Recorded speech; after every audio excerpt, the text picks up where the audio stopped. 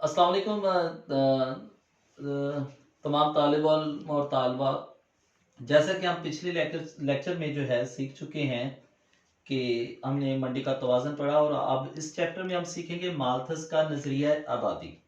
Malthus ने यह नजरिया 1803 में नजरिया आबादी शाया किया गया। माल्थस का यह नजरिया इस बात की नुमाइंदगी करता है कि आबादी किस तरह बढ़ती है और जराए किस तरह बढ़ते हैं। अगर हम देखें तो आबादी में अजाफा सिलसिला हिंसिया है, यानी 1 से 2 हो जाता है, 2 से 4 और 8 और 16 और 32 और मसलसल इस तरह ये अजाफा चलता जाता है।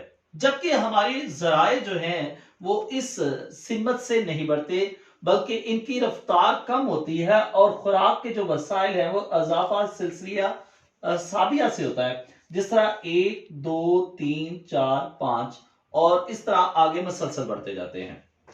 तो थॉमस माल्थस का ये ख्याल है, क्योंकि हमारी आबादी तेजी से बढ़ रही होती है और जराए में उस तरह तेजी से अजाफा नहीं होता, जिसकी वजह से जो है मुल्की जराए और आबादी में मसाइल का बास बनता है। ताहम उसने बताया कि आबादी को 2 तरीकों से रोका जा सकता है। पहले नंबर पे कुदरती तरीका है, इसमें नेचर जो है वो खुद ही इस बात में जो है मददगार साबित होती है। कहीं पे बाज दफा सैलाब आ जाता है या जलजला आ जाता है और उसके तौर पे कुदरती तौर पे आबादी में कमी हो जाती है। जबकि दूसरा तरीका जो है वो मसनूई तरीका इख्तियार किया जाता है।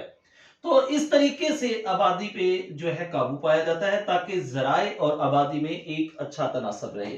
ताहम जी, माल्थस के इस नजरिए पर सख्त तनकीद की गई और सबसे पहले कहा गया कि जी ये जो थॉमस माल्थस ने हसाबिया और हिंसिया निस्बत बताई है, तो उसका कोई तारीखी सबूत नहीं मिलता है और ये फार्मूला भी बिल्कुल गलत है। अगर हम यूरोप की आबादी बढ़ने पर देखें तो ऐसा कोई सबूत तारीखी नहीं मिलता। और उसके बाद ये तनासब जो उसने तय किया ये भी गलत तनासब है। लेकिन अगर याद रखिए, अगर हम पाकिस्तान के लिहाज से देखें तो पाकिस्तान पे ये जो उसकी थ्योरी है, उसका जो नजरिया है, तकरीबन 100% सादिक आता है।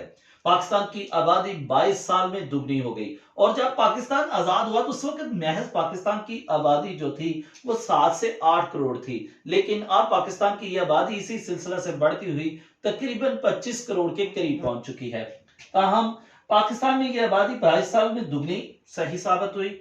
और इससे क्या नुकसान हुए कि पाकिस्तान में माशी पसमानदगी हो गई, फीकस आमदनी में कमी हो गई, खुराक में किल्लत हो गई। इसी वजह से आज जो है हम जरी मुल्क होने के बावजूद भी खुराक दरामद करने पर मजबूर हैं। तो प्यारे तालिब इल्मों, यकीनन मेरा ख्याल है कि आपको माल्थस नजरिया की बुनियादी वजूहात पता चल गई होंगी, जिसमें यह बहस की जाती है कि जराए उतनी रफ्तार से नहीं बढ़ती जितनी तेजी से आबादी में इजाफा होता है। शुक्रिया।